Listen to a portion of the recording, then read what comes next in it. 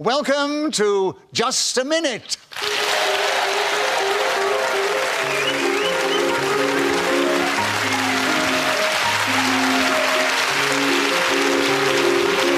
Hello, my name is Nicholas Parsons, and as the Minute Waltz fades away, it's my huge pleasure to welcome you to this special edition of Just a Minute from the BBC Television Centre. This year marks the 45th anniversary of Just a Minute. And to celebrate over 4.5 decades of radio success, they finally decided to let us deviate our way onto your television screens. So without further ado, please welcome to the show 4 talented performers. And they are, seated on my right, Paul Merton and Tony Hawks, and seated on my left, Sue Perkins and Graham Norton. Please welcome all 4 of them.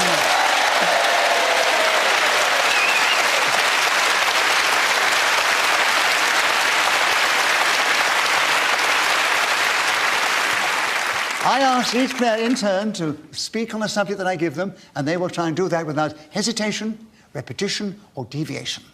And the other 3 can challenge whenever they wish, and if I uphold their challenge, they gain a point. And if not, the person speaking gains a point and keeps the subject. We go on like that until the whistle goes, which tells us that 60 seconds is up. And by the way, they can repeat the subject on the card. Graham, would you take the first subject? Yes. Right. Oh, it's a really topical subject, really, in view of what I've been talking to you about. It's my 45th birthday. So will you tell us something about that? I thought that would get a reaction, actually. They can't believe I am 45. The show is 45, but you're not, Graham. So my 45th birthday... Let's not get on the subject of ages.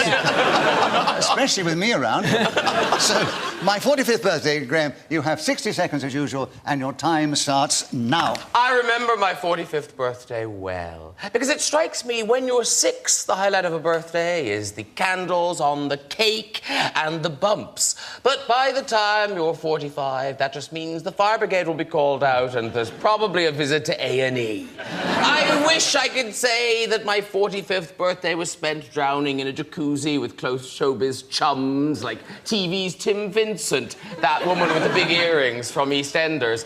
But no, it was... Sue, you've challenged. Deviation. I don't think Tim Vincent is that woman from EastEnders with the big earrings. At least, I mean, he may well have, I don't know, deviated subsequently. It was a list. It was a list. The comma was not apparent, Graham. No, I think what Graham was doing, he was actually sort of saying that he's got more than one friend. He was being very cocky, in fact. Yeah. Sue, I'm going to give you the benefit of the doubt. Oh, I love it.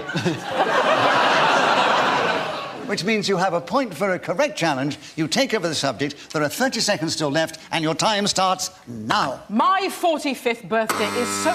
Graham. Surely not, Sue. I wasn't... It's very... There was no one. Oh, no, surely not. No one. You can't remember. Well, I mean, she may well be about to talk about the future of things. Yes. I mean, Oh, yes. She may be about to say is coming up in 8 years' I time. know, but I didn't want to hear... 15! Well, let's not get Graham. stupid about it. I mean, you know. Graham, what I'll do is give you a bonus point for chivalry. Why, thank you.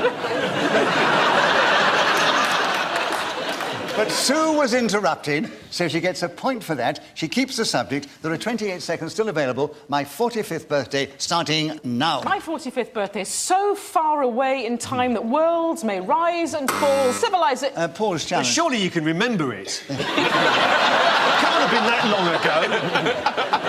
She said it's in the midst of time. Yeah, Future! Oh, I didn't make that clear. Can I just say you're looking lovely tonight? Point for chivalry. that's it. All right, give you a point for chivalry and leave it with Sue. It's easy as that. OK, fair enough. Right, OK. All right, Sue, they decide they're all going to be chivalrous. You keep the subject, and you have 24 seconds. My 45th birthday starting now. I'm 32 plus VAT, so for me it's a long time away. But I look forward to the invitation from Graham, where I can share showbiz fun and jollity in a filled jacuzzi stuffed with Tim Vincent and that bird off EastEnders with the enormous earring. He may or may not be the same person. Who can possibly tell? Paul, you challenge. Oh, do we have repetition of person? Yes. And you've got in with 7 seconds to go, and your time starts now. I can well remember the guest list at my 45th birthday. In fact, when I look around the audience now, I can see several familiar faces who were there.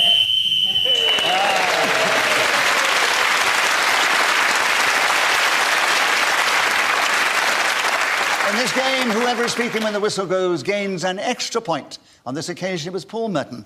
So, Paul, you're in the lead at the end of the first round. Lovely. It's not surprising, because very few points have been scored. Anyway, let's move on. Let's take the next subject. And, Sue, we'd like you to take the next one. Oh, God, it's embarrassing now when I tell you what it is. The worst smell in the world.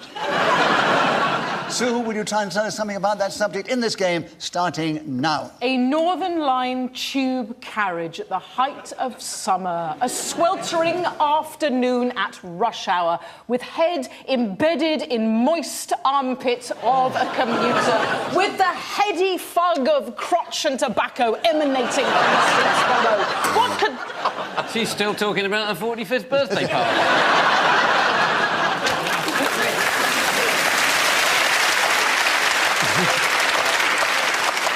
Tony, I don't think... Yes? Can I just say how magnificent she looks, just in case it could be a point going for chivalry, I don't know. But as the audience enjoyed what you said so much and gave you even a round of applause, I will give you a bonus point for that. But Sue was interrupted, so she gets a point, keeps the subject. There are 42 seconds available, and your time starts now. What could add to that olfactory journey but the sound of polystyrene squeaking and suddenly fried chicken emerging? Oh, if only we knew the special ingredients that go into that incredible smell bomb that gets detonated every time one attempts to make a journey, say, from Euston in the centre of town. Graham, you're challenged. Repetition of journey. Oh. Yes. Yes. On the Northern Was Line. it really? Was it really? Okay. Oh, you are good. You looked as if you were trying chancing your arm on that, but it was right. It is correct. No. It is correct. Yeah, no. Yes. Yeah. So you have a correct Yeah, challenge. Sky Plus all you want. She said it twice. So, Graham, another point to you for a correct challenge. And there are 23 seconds still available, and your time starts now. A hand-knitted jumper that's been caught in the rain. Oh, the whiff of wet dog off that. I did think that was the worst smell in the world until I got some canine friends and... Ooh, they can... So you've challenged. Repetition of ooh.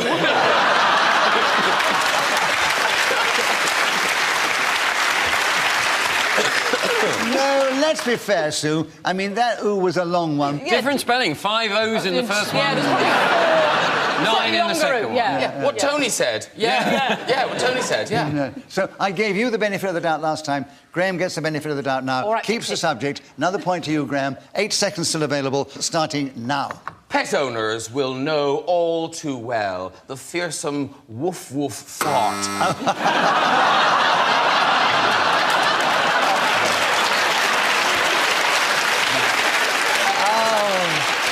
It's so easy I to... see what I've done there.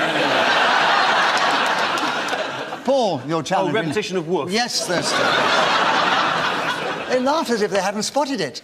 Right. But, Paul, well spotted yourself. You have a point. You have the subject. You have 3 seconds.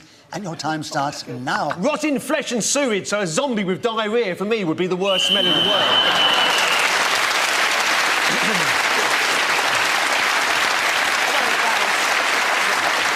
So Paul Merton was then speaking as a whistle when gained that extra point for doing so, and he has increased his lead at the end of that round.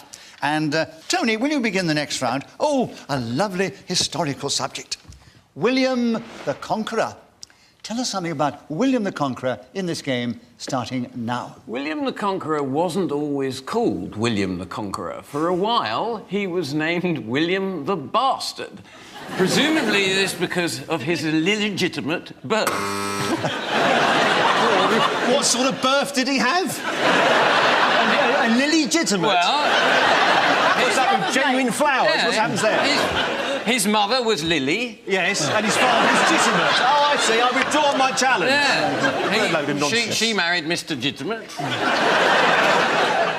An illegitimate birth, obvious. Yeah. Tony, it was what we interpret as hesitation, Yes. because you did stumble over the words. So, Paul, another point to you, and you have 48 seconds. You tell us something about William the Conqueror, starting now. I know nothing about William the Conqueror.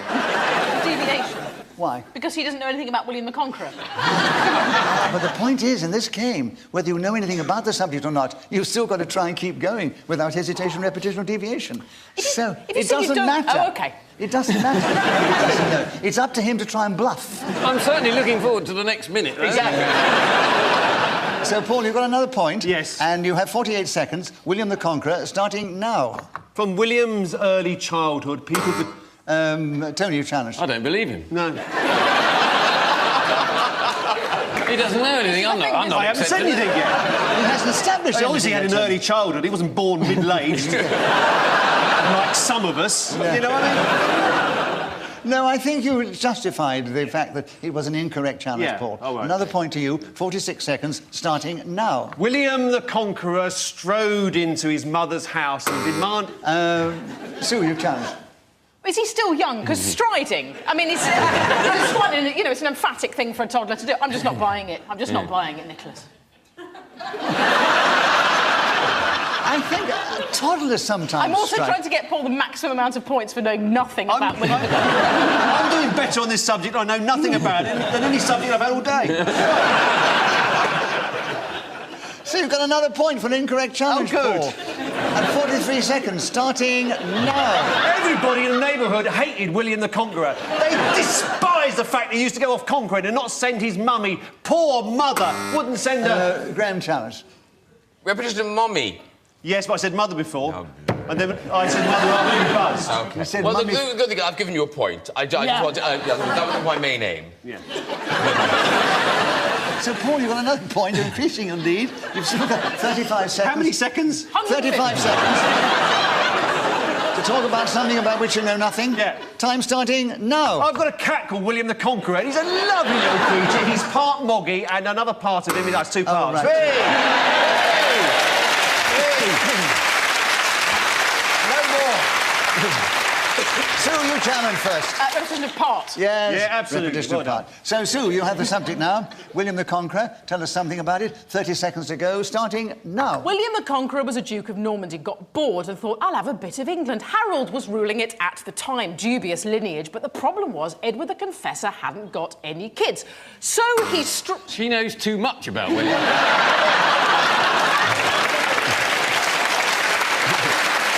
It's contrast. blindfolded. Tony, this happened before. You made a joke and you got a round of applause. I always inclined to give bonus points for that. So that you're winning on bonus points. Thank you very much. And so you were interrupted, Sue, so you get another point for that. And there are 20 seconds still available. William the Conqueror, starting now. William the Conqueror toddles over to the UK and ends up in Hastings.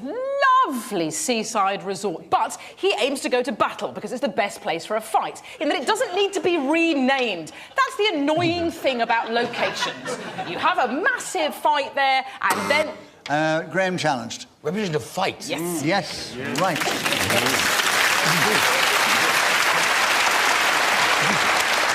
Graham, it was a correct challenge. And you've got in with 3 seconds to go. William the Conqueror, with you, Graham, starting now. Looking at this erudite audience, I realise I mustn't bore you with the details.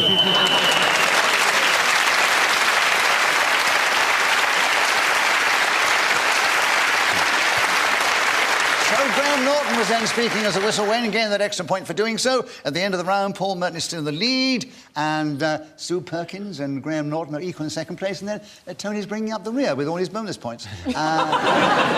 Paul, we'd like you to begin the next round. Beekeeping. Can you tell us something about beekeeping in this game, starting now? Due to the terrible ecological climate that we now live in, bees are actually missing out on existence. We have to, all of us, encourage to keep our... Oh, God's sake. There's like 5 mistakes in there. Hesitation. Yes, indeed Yeah, it was. Yes. Right, there are 51 seconds still available. Sue, you tell us something about beekeeping, starting now. Bees are stoners. They love a bit of a smoke to calm them down. Nothing signifies... Graham's challenge. This is inappropriate, I feel. It's a celebration of just a minute, and I don't think this should be in the They're program. mellow bees. We shouldn't be encouraging insects to break the law, should we? No. I don't know what your challenge was, Graham. I was just stopping it, that's all. It was more of an intervention, I think. don't think it was a legitimate challenge. OK. So Sue It's your keeps the programme. subject.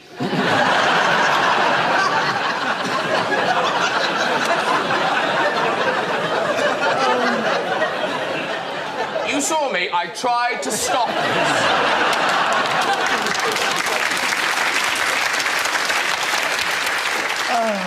The darling boy's in a huff.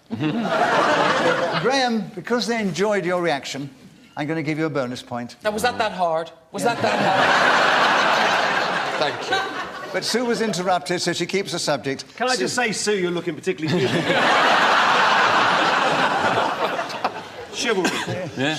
You're going to all give her a bonus point, are you? Right, now, Graham, you've got your bonus point. Sue, you've got the subject. 43 seconds starting now. Beekeeping is important because, as Paul said, they are dying out due to monoculture. Agriculture only providing a single crop for us to eat. Bees thrive on diversity. They need to eat freely. Graham challenge. I'm so bored. You didn't like the drug bees, now you don't like the serious bees. What kind of bees you like? Mono, blah, blah, blah. Are we allowed to challenge for boring? You can challenge for anything you like. It's up to me to decide whether you get a point or not. Oh, really? So, as soon as she was interrupted, she has a point for that, and his subject is still beekeeping, and there are 29 seconds starting now. I kept bees for about 15 minutes, had to wear a spacesuit, got badly stung because one little blighter got underneath the enormous cowl that I was wearing. Not of a Simon variety, merely a sort of headgear that was going to keep them away from me. They can really nip, what with that massive, great pointy thing that comes out of their backside. So I retreated because other hobbies are frankly safer. To Paul challenge. They don't really nip, do they, bees? No, they don't. They sting. They don't They nip. sting. They inject something into you. Do they? Yes. Yes. And You say they don't have enormous canine teeth? no, they inject something into it, you. and You're thinking of dachshunds. Yes. Yes. Dachshunds and bees. Yeah. And does it really come out of their backside? Yeah, it was sort of... Well, I feel... No, you were quite far back, You but see, not the I backside. was going to pick them up on that, but I was too shy. Yes. really. Is it like a sort of thorax prong? Is that what you'd have... Yes. Oh, I yeah. would have said thorax prong Yeah. had I got the subject. Wasn't he one of Norway's biggest He film was, he stars? was. I've got these films at home. Wonderful actor. Wonderful. Paul, you had a correct challenge because they don't sting, they inject. And there are 9 seconds available starting now. Thorax Prong was sitting in his dressing room. He was about to appear in The Swarm, definitely a B movie. He looked at his fellow co-stars. They were dreadful little insects, he said to himself. I've got a brain and a crab at the same time.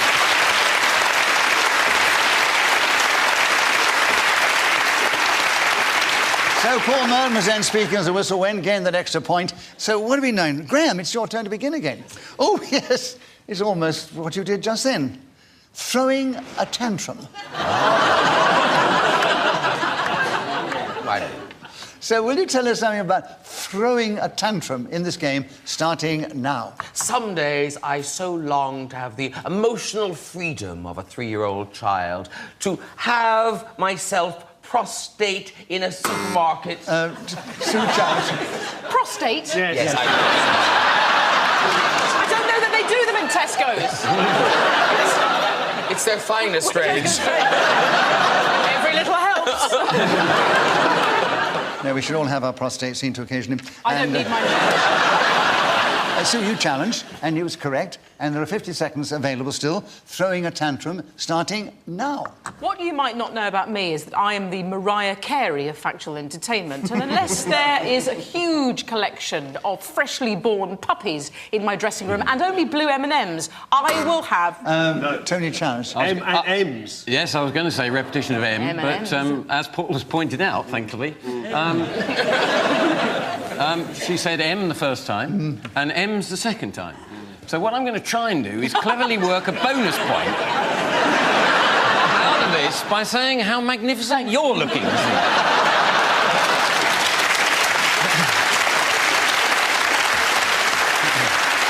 Well, That was not what you said before you came on. no. Is he still going, you said?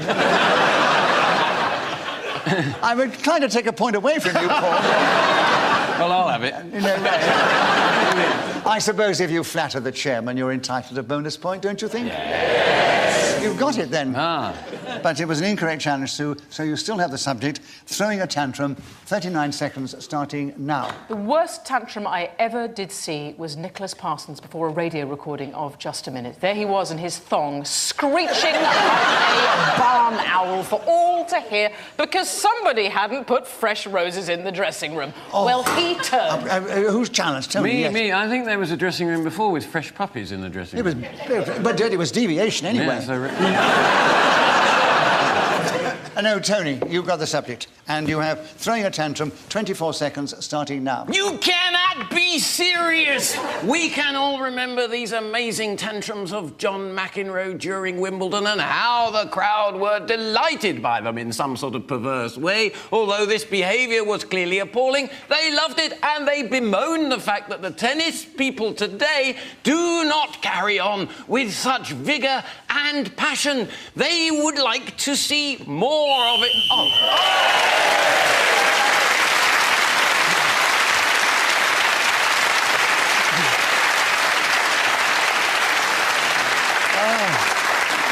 So Tony Hawks was then speaker as the whistle went, and with great passion he went up to that moment and gained that extra point for doing so, and he's still in fourth place. And Sue. Oh, what an interesting subject. My first celebrity crush. That's the noise we used to hear when people said, "And tonight's star prize." Right, Sue. Your turn to begin. I've got first celebrity crush, 60 seconds as usual, starting now. My first rather improbable celebrity crush was Jan Michael Vincent from cult mess Airwolf. What an extraordinary voice, which I thought at the time reeked of sexual allure and promise. But in fact, he probably had laryngitis. It was as if his tonsils had been grated by a Parmesan shaver. And when he took off his spectacular aviator sunglasses, his eyes resembled raisins in a half-baked sponge, and yet something about him appealed to my teenage self. The way he sat, pigeon-chested... Tony, you challenged. I think there may be a repetition of way. Yes, the way he sat and the way he did this, yes. Well listened to. He's on his way now. So you have 27 seconds, Tony. My first celebrity crush starting now. My first celebrity crush was when Luciano Pavarotti fell on me in a party. It was absolutely terrible. I was underneath him for quite some time, hospitalised for 4 weeks, tried to bring a court case against him. He wasn't having any of it. He had all the best lawyers in Italy, and you know how corrupt some of them can be. Berlusconi, he'd organised the party we had afterwards. Graham, you challenged. I represented a party. Yes. Yes. He fell on you when they were at a party. Ah, yes, yes. Repetition of the word. So, Graham, you cleverly got him with 6 seconds to go. Starting now. My first celebrity crush was David Cassidy. That was fine, but then I met him. Oh!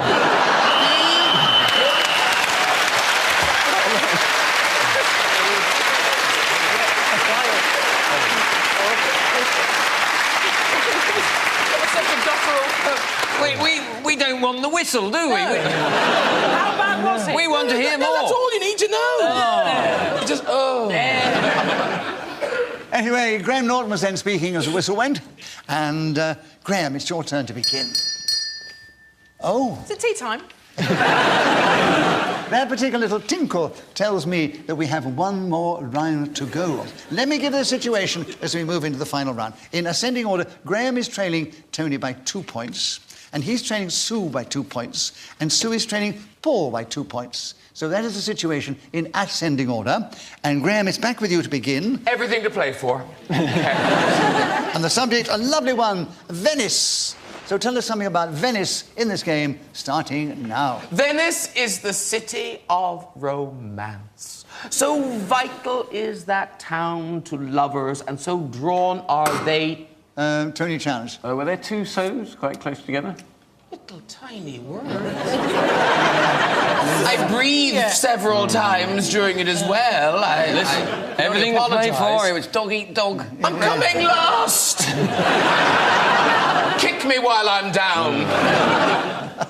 Well, it was a correct challenge, so maybe I should give it to him, unless you want to give it back to him. No, it's fine. Can I just say, Nicholas, how youthful, handsome, debonair, charming and sophisticated you're appearing tonight. It's a real joy to be sat next to you. And is that cologne you're wearing, or just a natural, uber-fertile man musk that's emanating? So you need more than one bonus point to win. Man musk might have given me 2. All right, give it a bonus point.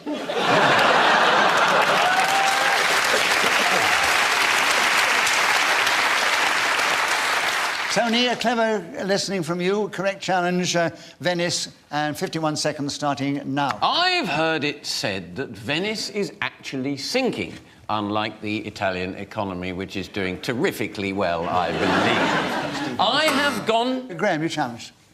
Yes, I did. The Italian economy. It was deviation from Yes, sense. Yes. Graham, that was a correct challenge, and we're very quick on that one, I must say. And 2 seconds starting now. A lot of people wonder, how did they build Venice? Well, happily, I've talked to Nicholas. He was there when it happened. And he told me how they put down rushes and mats and then spat on them. And then they got some mud. Sue, you've challenged. Well, he's both hesitating there and also deviating. Why? Well, I don't believe that Venice was built on a series of rush mats on the water, because matting's quite The man absorbent. there's nodding. And how old's he? No, so I give you the benefit of the doubt, Sue. Venice is with you. 26 seconds starting now. Ah, Venice. Indeed, the city of the true romantic, which is why I only did a day trip and then went on to somewhere like Milan. Heavy, hardcore, industrial and loveless. But when I was there, I was delighted to see the Vaporetto, the water taxi that transport you from Marco Polo Airport to the heart of that great city, where you can stare... Tony challenged. I think she said city before. Yes, you did. Yeah, repetition of city. Yes, Started off with city. Yes, you That'll did. be city. And so, Tony, you got back in with a subject which probably pleases you very much. And you have only 6 seconds to go, starting now. I went there once, many years ago. What a romantic occasion. Lost my virginity. Terrific evening it was. I stood there. Huge people came past looking through the... Wait a minute, Oh, no, I haven't finished. I want to tell them. Can I just say, I was there and it was Rotterdam, not Venice.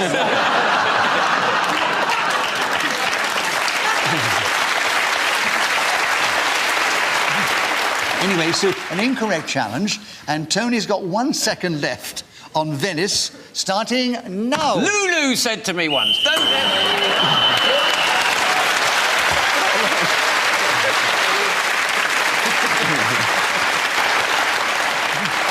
So it now remains for me to give you the final score in this exciting edition of Just a Minute. Graham Norton, who's given such wonderful value, and we love him dearly on the show, he only just finished in second place. He was 3 points behind 3 people who are equal in the lead. So it couldn't be fairer than that. Paul Merton, Tony Hawkins, who were 3 equal winners. Oh, I love it when it works out as fair as that. So we do hope you've enjoyed this edition of Just a Minute. From us, goodbye, and don't forget, be with us the next time we play Just a Minute!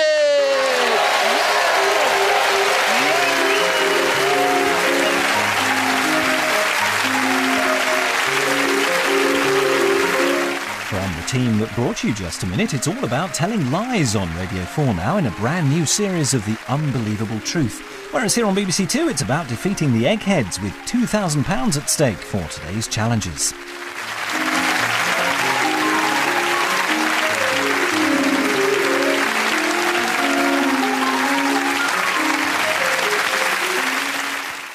Welcome to Just a Minute.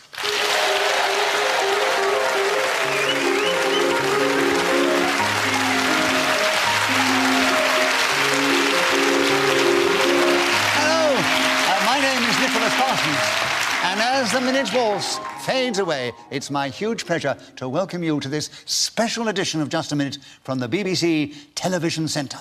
This year marks the 45th anniversary of Just a Minute. And to celebrate over 4.5 decades of radio success, they finally decided to let us deviate our way onto your television screens.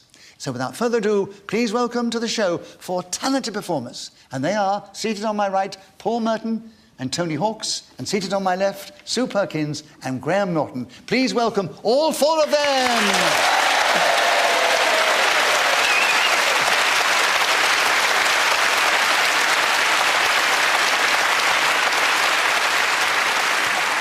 I ask each player in turn to speak on a subject that I give them, and they will try and do that without hesitation, repetition, or deviation. And the other three can challenge whenever they wish, and if I uphold their challenge, they gain a point. And if not, the person speaking gains a point and keeps the subject. We go on like that until the whistle goes, which tells us that 60 seconds is up. And by the way, they can repeat the subject on the card. Graham, would you take the first subject? Yes. Right. Oh, it's a really topical subject, really, in view of what I've been talking to you about. It's my 45th birthday. So will you tell us something about that? I thought that would get a reaction, actually. They can't believe I am 45. The show is 45, but you're not, Graham. So my 45th birthday... Let's not get on the subject of ages. Especially with me around. So, my 45th birthday, Graham, you have 60 seconds as usual, and your time starts now. I remember my 45th birthday well. Because it strikes me when you're 6, the highlight of a birthday is the candles on the cake and the bumps. But by the time you're 45, that just means the fire brigade will be called out and there's probably a visit to A&E. I wish I could say that my 45th birthday was spent drowning in a jacuzzi with close showbiz chums like TV's Tim Vincent, that woman with the big earrings from EastEnders. But no, it was... Sue, you've challenged. Deviation. I don't think Tim Vincent is that woman from EastEnders with the big earrings. At least, I mean, he may well have, I don't know, deviated subsequently. It was a list. It was a list. The comma was not apparent, Graham. No, I think what Graham was doing, he was actually sort of saying that he's got more than one friend. He was being very cocky, in fact. Yeah. Sue, I'm going to give you the benefit of the doubt. Oh, I love it. Which means you have a point for a correct challenge. You take over the subject. There are 30 seconds still left, and your time starts now. My 45th birthday is so... Graham. Surely not, Sue. I wasn't...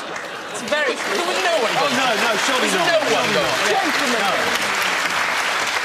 You can't remember. Well, I mean, she may well be about to talk about the future of things. Yes. I mean, Oh, yes. She may be about to say is coming up in 8 years' I time. know, but I didn't want to hear... 15. Well, let's not get Graham. stupid about it. I mean, you know. Graham, what I'll do is give you a bonus point for chivalry. Why, thank you.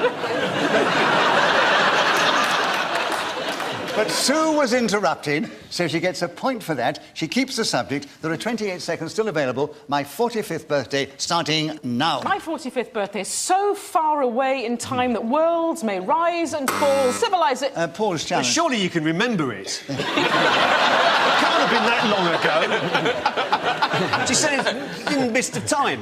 Yeah, Future. Oh, I didn't make that clear. Can I just say you're looking lovely tonight? Point for chivalry. that's it. All right, give you a point for chivalry and leave it with Sue. It's easy as that. OK, fair enough. Right, OK. All right, Sue, they decide they're all going to be chivalrous. You keep the subject, and you have 24 seconds. My 45th birthday starting now. I'm 32 plus VAT, so for me it's a long time away. But I look forward to the invitation from Graham, where I can share showbiz fun and jollity in a filled jacuzzi stuffed with Tim Vincent and that bird off EastEnders with the enormous earring. He may or may not be the same person. Who can possibly tell? Paul, you challenge. Oh, do we have repetition of person? Yes. And you've got in with 7 seconds to go, and your time starts now. I can well remember the guest list at my 45th birthday. In fact, when I look around the audience now, I can see several familiar faces who were there.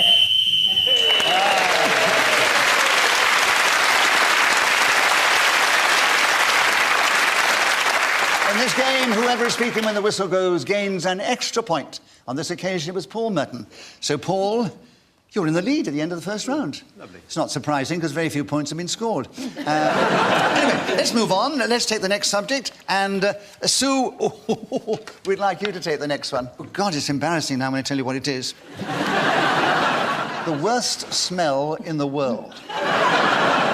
Sue, will you try and tell us something about that subject in this game, starting now? A Northern Line tube carriage at the height of summer. A sweltering afternoon at rush hour, with head embedded in moist armpit of a commuter, with the heady fug of crotch and tobacco emanating